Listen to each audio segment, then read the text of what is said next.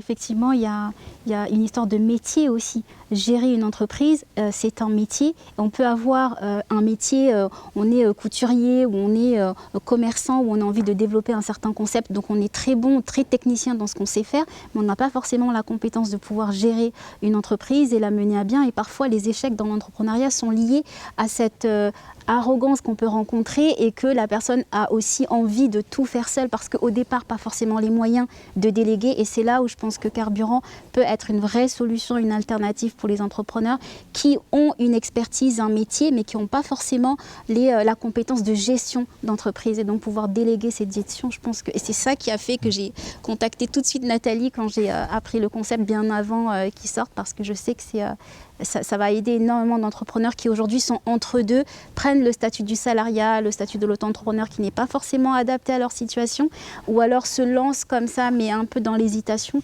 sans forcément être accompagnés ou avoir le bon réseau, parce que c'est pas tout d'avoir un réseau, il faut avoir le réseau qui est pertinent pour soi, pour son métier et pour sa vision aussi.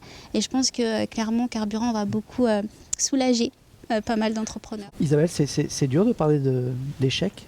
C'est très très dur, c'est d'ailleurs pour ça qu'on a créé les rebondisseurs français. C'est très dur chez nous, encore une fois, à cause de cette stigmatisation qu'il y a, mais qui vient de l'école. Si on regarde un peu, en fait, notre culture, ça vient de très très loin. Quand on a une mauvaise note, on est montré du doigt, on est mis dans une case. Ainsi que peut-être un autre système plutôt élitiste qu'on peut avoir, mais c'est très galvaudé et très faussé par rapport au monde du futur si on regarde devant, en fait. Parce qu'on confond encore une fois échec, rebond, expérience. Et on ne peut pas tenter un projet, souvent je dis, ce qui peut paraître basique, il n'y a pas beaucoup d'enfants qui ont appris à marcher du premier coup. C'est exactement la même chose. Non, mais c'est exactement la même chose, donc c'est assez... et je pense que ça vient de moins en moins tabou. On a créé les rebondisseurs il y a 2 ans à Paris, maintenant c'est partout en France avec 8 entités, parce que justement je suis d'accord, il faut absolument que c'est pas parigo-centré, on s'en fiche un peu, c'est plutôt culturel du pays, donc il faut être partout. Et en fait, on s'est rendu compte que la nouvelle génération, alors après, j'aime pas trop quand on catalogue les gens dans des cases, on va dire les plus jeunes que moi, ont plus de facilité, donc tant mieux. Et avec l'association depuis 2 ans, on voit que la presse s'empare un peu du sujet.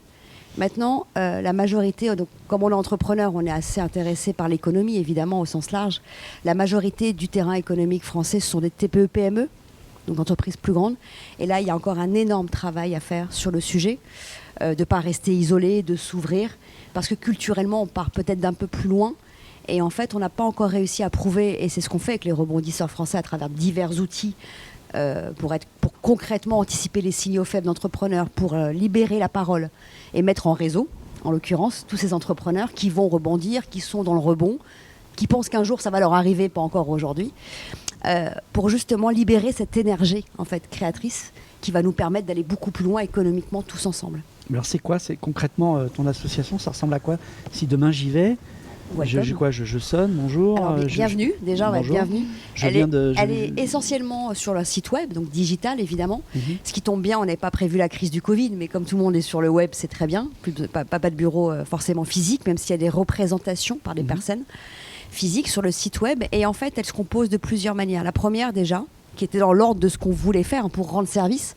Encore une fois, il n'y a que des bénévoles, il n'y a que des chefs d'entreprise, donc c'est le soir et le week-end. La première chose, c'est libérer la parole. Donc en fait, derrière le site web, il y a tout un système. C'est pas un boulot de thérapeute, ça? Non, on n'est pas du tout psy, on est concret. Ouais, mais libérer la parole, c'est des termes qu'emploient souvent les... Est-ce que le mec qui s'est planté, est-ce qu'il ne peut pas aussi aller voir un psy pour... Alors, il peut aller voir un psy. Maintenant, quand on parle avec Enrifa ou avec Francis, tous les trois, moi, je ne suis pas sûre qu'il y ait un psychologue entre nous. D'ailleurs, moi, je n'ai pas les compétences, mais je ne sais pas vous non plus, je crois. Non, on échange. Ah oui, voilà ce qui m'est arrivé. On rebondit. Ah bah toi aussi, t'es arrivé. Comment t'as géré? Ah bah attends, faut que je te présente, machin, parce que peut-être... On n'est pas du tout dans quelque chose de psychologique, on est quelque chose de très positif, en fait. C'est tout l'inverse. Et quand on rejoint l'association, la première chose qu'on a voulu faire, c'est une sorte de fil conducteur, ou on va dire de LinkedIn derrière, beaucoup moins, où les entrepreneurs de Lille, Corse, Perpignan, un peu partout, échangent, posent des questions. Il y a pas mal de questions, par exemple, oh là là, je suis pas loin du dépôt de bilan, je crois que ça craint, est-ce que quelqu'un peut m'aider? C'est un forum. Et là, il y a un appel, exactement, mais d'entrepreneurs de toute taille. Il y a des outils comptables pour anticiper, des outils juridiques, des avocats qui aident On oublie la partie financière. Il y a différentes solutions pour se relancer, donc carburant fait partie également. C'est que du concret et des pragmatiques. En période de crise, quand on a eu le premier confinement, par exemple, évidemment, on a eu beaucoup d'appels et de messages web, ce qui est logique, ce qui est notre rôle, avec, oh là là, qu'est-ce qu'on fait, quelles sont les aides. Donc on a la chance aussi de pouvoir communiquer avec nos institutions, même si elles étaient un peu perdues à l'époque. On essaie d'être très clair, en fait. Voilà qui vous êtes, voilà à quoi vous avez le droit, voilà le timing. On a un peu un tuyau où on recense pour aller vite, pragmatique, parler de comment on rebondit. Mais c'est d'autant plus facile pour nous parce qu'on le vit tous les jours dans nos propres entreprises. Donc on parle un langage qui est relativement commun. Il n'y a pas de critique sur le capitaine d'industrie. Il n'y a qu'à chaque partie d'époque, il y a une organisation et un style en fait qui fonctionne. Et qu'il faut justement, et c'est peut-être là où parfois on pêche, c'est s'adapter vite aux différences de style et aux vagues que subit notre monde en fait. On n'en est pas responsable, on doit juste s'adapter. Et c'est vrai que le capitaine d'industrie a fait des choses absolument incroyables, sinon on n'aurait pas ce tissu économique, on n'aurait pas assez sous-traitants, on n'aurait pas assez salariés. Donc il y a un grand respect. Mais aujourd'hui, le monde va tellement vite qu'on va forcément échouer beaucoup plus vite, mais on aura les opportunités de rebondir beaucoup plus vite. Et là, on n'a pas le choix. C'est à plusieurs qu'on fait ça. Je le vois forcément comme un succès. D'abord, c'est une très belle marque qui est connue de tous les Français aujourd'hui. Et quand je me remémore les motivations avec mes deux fondateurs à la création de Sarenza, pourquoi on avait fait ça? On avait tous l'ambition de créer une marque qui reste et d'essayer de lancer quelque chose qui n'avait jamais été fait avant, puisque tout le monde nous avait dissuadé de lancer de la vente de chaussures sur Internet. C'était il y a quasiment 15 ans maintenant, puisque Sarenza fête ses 15 ans cette année. Donc l'idée était arrivée encore même 1 ou 2 ans avant le lancement officiel de la société. On est en 2002-2003. On est à une époque où le commerce électronique s'est complètement sabordé avec l'explosion de la bulle Internet, quasiment impossible de lever des fonds. Et on avait fait, pour la petite histoire, un sondage auprès de nos copines pour savoir si elles achèteraient des chaussures sur Internet. Et sur 100 réponses, toutes nous avaient dit que jamais elles achèteraient des chaussures sur Internet. Donc il fallait avoir un peu de folie, je pense. On l'avait tous les trois. Il ne faut pas écouter tout le temps les études alors. Il ne faut surtout pas écouter tout le temps les études, parce que les études, par définition, c'est comme un bilan. C'est malheureusement parfois fait par des gens qui regardent plus dans le rétroviseur que devant. Donc il faut au contraire essayer de changer cet état de fait. Après, on avait quand même aussi une chance, c'est que Zappos, notre concurrent américain, avait lui lancé la vente de chaussures 1 ou 2 ans avant. Il faisait déjà 100 millions de chiffres d'affaires à l'époque en vendant des chaussures sur Internet. Donc on avait un bon exemple, et je pense que sans l'exemple des Américains, comme ça arrive souvent, on aurait du mal à convaincre des investisseurs de nous suivre. Alors combien de temps pour toi ça a duré l'aventure? Alors ça a duré 5 ans, 1 an et demi. C'est vachement court quoi. Ouais, c'est très court, mais ça nous a permis d'arriver quand même à un beau chiffre d'affaires, à prouver le concept, à avoir signé 300 marques. On a démarré avec 10 marques, et je vous citerai même pas les noms de ces 10 marques avec lesquelles on a démarré, mais c'était quasiment impossible de vendre des chaussures, personne ne les connaissait, et pourtant on a vendu des chaussures avec ces 10 premières marques. J'y suis allé hier, il y a Nike, tout le monde est là, et c'est nous qui les avons convaincus. Ils ne voulaient pas y aller, ils avaient peur de la concurrence du réseau de distribution physique, bien évidemment.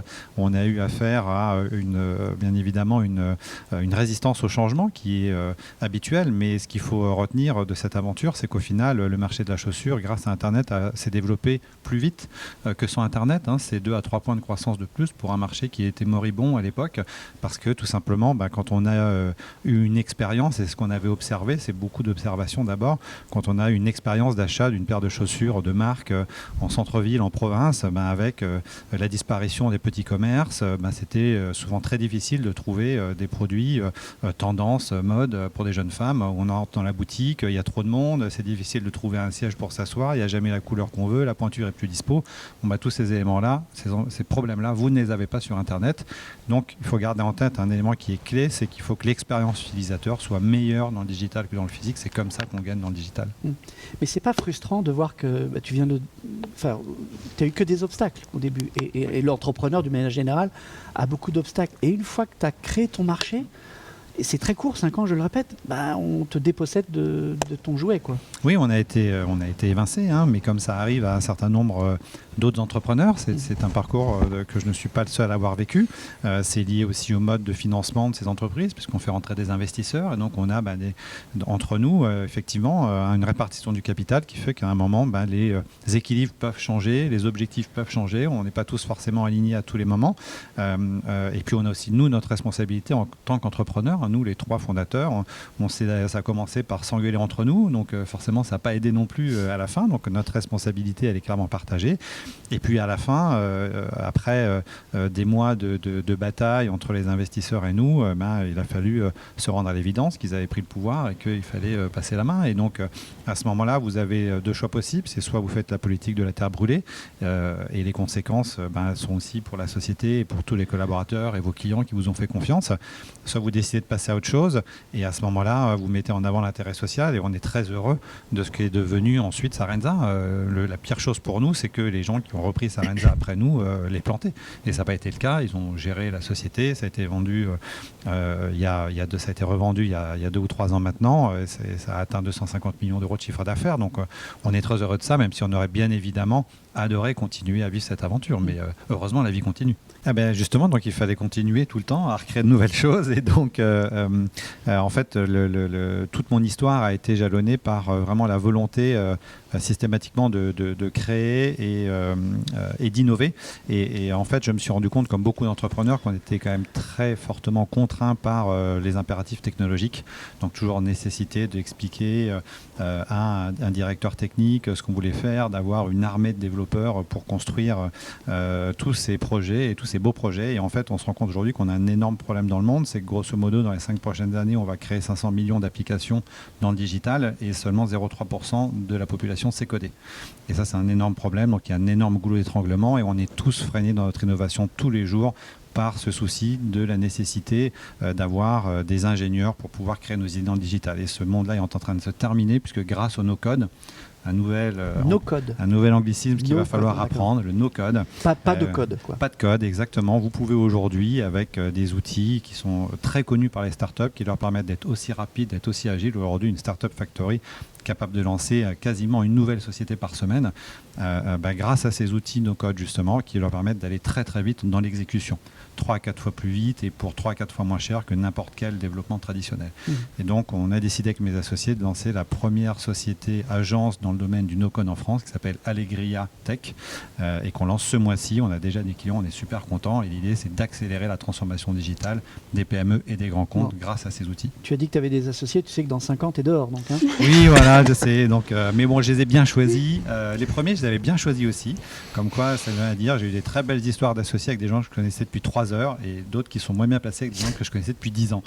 Donc voilà, malheureusement c'est comme ça, mais je ne sais pas entreprendre autrement qu'avec des associés. C'est vraiment quelque chose qui est fondamental en moi. J'ai besoin de partager, j'ai besoin d'échanger, j'ai besoin d'être challengé. Et voilà, c'est la vie d'entrepreneur. Certains sont très solitaires, moi j'ai besoin de travailler en équipe. Alors j'imagine, Francis, que tu n'es pas parti de chez Sarenza sans rien, tu es parti avec un gros chèque. On n'a pas la tentation de se dire... Pourquoi créer une boîte, quoi ? Pourquoi pas partir sur une île déserte, aller à la plage, faire du sport, m'amuser, vivre, quoi. C'est une bonne question. Déjà, une des réponses, c'est que le chèque n'était pas si gros que ça. C'est la première réponse. Tu t'es fait avoir, là. Non, je ne dirais pas ça. Je pense que ça a été une âpre négociation qu'il a fallu mener. Et moi, mon objectif, c'était d'avoir effectivement de quoi rebondir aussi, parce que j'ai vu, et j'ai à l'occasion de différentes conférences sur ce sujet-là, j'ai croisé des entrepreneurs qui, après leur échec, vivaient dans leur voiture, d'autres qui m'ont appelé, parce que l'histoire de Sarenza, à l'époque, a été un peu médiatisée. Et donc, pendant 10 ans, et même encore très récemment, j'ai des entrepreneurs qui m'appellent en détresse et qui trouvent en moi, finalement, quelqu'un qui a vécu ça, qui a accepté d'en parler de manière très ouverte et très transparente. Et je me rends compte de la difficulté de prendre les bons choix, les bonnes décisions à ce moment-là, parce que on est dans le quotidien, on a tout donné de sa vie, de son énergie, de sa famille parfois. Moi, j'ai divorcé 2 fois, hein, donc voilà, c'est aussi peut-être une des conséquences. Parce que tu es pénible, peut-être. Voilà, peut-être aussi. Il y a peut-être aussi une raison personnelle. Je cherche encore quelle est la cause et l'effet. Mais voilà, c'est vraiment, c'est vraiment un choix de vie d'abord. Je crois, et donc tout ça nous mène parfois dans des situations difficiles. Donc non, moi j'ai jamais, je pense que j'arrêterai jamais. J'ai eu l'occasion de diriger une société sur ces 2 dernières années qui s'appelle Cobuzz, qui fait du streaming musical français aussi, une très belle boîte française, avec un patron, Denis Thébault, qui a 72 ans aujourd'hui et qui est encore aux manettes et qui a une énergie folle. Et je me vois pas à la retraite un jour. Donc non, c'était pas pour toi le plan plage. Non, c'est impossible. Je crois que voilà, on a en soi l'envie envie de créer en permanence. Et quand on a ça, on s'en donne les moyens. Et je crois qu'il n'y a pas de... Il n'y a jamais de barrière en fait à ça. Les gens qui me disent, je ne sais plus les statistiques, mais je crois qu'il y a 20 ou 30% des Français qui veulent créer leur boîte. Il y en a chaque année que 2-3% qui le font. Voilà, ça veut tout dire. C'est juste que ceux qui ne le font pas sont pas prêts à le faire. Et je crois qu'il faut avoir ça en soi et comprendre ses motivations profondes. Et c'est là qu'on verra après que Carburant peut vraiment les aider. Tu fais partie également de l'association, je crois, d'Isabelle, Oui, bien sûr. des rebondisseurs. Ouais. Donc c'est fou quoi, de voir que tu es altruiste, tu as envie de... Pourquoi t'engager aussi à... Parce que je pense qu'on a tous un devoir de partage. Je pense que le give back, c'est quelque chose qui n'était peut-être pas très ancré chez nous en France. Enfin, il y a deux choses qui manquent en France chez nous. C'est d'abord d'accepter de parler de son échec. Et ça, c'est vrai que moi, je le vois beaucoup avec les entrepreneurs qui m'appellent. La première réaction, c'est de dire, mais si j'en parle, je trouverai plus d'investisseurs. Si j'en parle, plus personne ne voudra s'associer avec moi. Non, c'est pas vrai. Moi, j'ai parlé très librement de mon histoire chez Sarenza et ça m'a jamais empêché d'avancer, de retrouver des investisseurs et de recréer derrière. Donc ça, c'est le premier souci, je pense, qui est vraiment très culturel en France. Et puis le deuxième aussi souci, c'est que on est dans une tradition un peu d'État omnipotent qui s'occupe de tout. Et donc cette notion de give back qui est très très forte dans le monde anglo-saxon, on l'a moins chez nous. Ça change avec, je trouve, la jeune génération, les gens du digital qui sont plus dans une vision peut-être déjà mondiale avec des expériences à l'étranger et qui voient l'importance de ça. Et donc c'est vraiment en train de changer. Je suis dans un autre réseau aussi qui est très très fort où j'apprends énormément tous les jours, qui s'appelle le Galion, qui est un peu le réseau des entrepreneurs du digital en France. Et on a des rendez-vous exceptionnels avec des gens exceptionnels. Je pense au fondateur de Criteo, je pense à Fred Mazella de Blablacar, qui sont hyper accessibles et qui viennent partager avec nous toute leur expérience de boîtes licornes stratosphériques. Donc voilà, je pense qu'il faut qu'on change ça fondamentalement, et c'est peut-être encore un peu trop des choses qui se font dans le microcosme parisien qui nécessitent d'être, je trouve, vraiment partagées partout en France. Il y a des belles initiatives à Nantes, à Strasbourg, à Lyon, à Lille et ailleurs. Et il faut qu'on arrive vraiment à être plus solidaires les uns les autres pour créer ces fameuses licornes qu'on attend tous en France. Elle parle d'arrogance à un moment. Est-ce que toi, tu as pu aussi à réfléchir, te dire, peut-être à un moment, j'ai été arrogant? Bien sûr, ouais, totalement. Et je pense que dans les raisons pour lesquelles, entre associés, on a commencé à avoir des difficultés, ça part souvent de là, effectivement. Et donc, quand on en arrive dans ces situations-là, les responsabilités sont toujours partagées, bien évidemment, et il faut que chacun assume les siennes. Mais ce que tu dis, c'est vraiment super important. Je crois que, heureusement, juridiquement, ça commence à changer en France. Il y a une dizaine d'années, et on est moins marqué au fer rouge. Il y a deux sujets sur lesquels vous êtes marqué au fer rouge toute votre vie. C'est divorce dans l'extrait de naissance, puisque maintenant, je ne peux plus mettre célibataire, je suis divorcé officiellement. Je ne vois pas en quoi ça regarde l'administration que je sois divorcé ou célibataire, ça ne change rien, mais c'est comme ça. Et la deuxième chose, c'est qu'effectivement, quand vous avez déposé le bilan, vous êtes fiché à la Banque de France, et les fichiers S, et puis les fichiers entrepreneurs Banque de France. Vaut mieux être fiché S. Mais ça, il faut quand même pour les emprunts immobiliers. Ça démontre une philosophie qui est absolument catastrophique. Dans la Silicon Valley, il n'y a pas un investisseur qui va mettre de l'argent sur un type qui ne s'est pas planté. Ça n'existe pas, c'est obligatoire. Et il y a plein de jeunes aujourd'hui, heureusement, qui sortent des écoles de commerce, qui montent leur première boîte et qui vont se planter au bout d'1 an, 2 ans. C'est en partie le cas d'un de mes associés aujourd'hui qui a 27 ans, qui a déjà monté 2 boîtes.